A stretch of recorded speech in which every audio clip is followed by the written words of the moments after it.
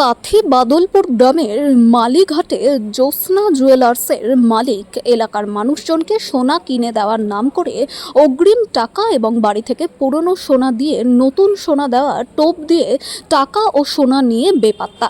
গ্রামবাসীরা প্রশাসনের দ্বারস্থ হলেও এখনো পর্যন্ত এই ঘটনায় কোনো সুরাহা মেলেনি।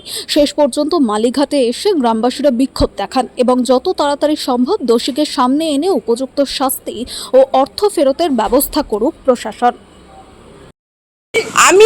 আমি বলছি ওনার নাম হচ্ছে, ওর দোকানের নাম হচ্ছে জ্যোৎস্না জুয়েলার্স।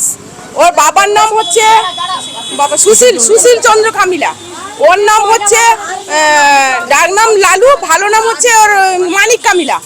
উনি আমাদের পুরো সংসারে যত আমাদের বন্ধু বান্ধব আত্মীয়স্বজনের কাছ থেকে টাকা পয়সা নিয়ে উনি আমাদের এই সমস্যায় ফেলে দিয়ে চলে গেছেন।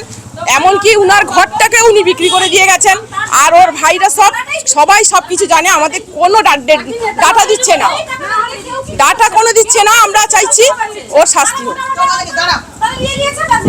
তার কাছে তো আমরা রিকোয়েস্ট করছি, ওই সরকার উনার কাছেই আমরা রিকোয়েস্ট করছি, উনি যেন যথাযথ ব্যবস্থা নিয়ে আমাদের যে গরিবদের যেন সহায়তা করে, আমি ওটাই চাইছি। আমার নাম কৃষ্ণা রাও, বাড়ি বাদ গোবিন্দপুর। আমার কাছ থেকে প্রায় 1,00,000 টাকা নিয়েছে।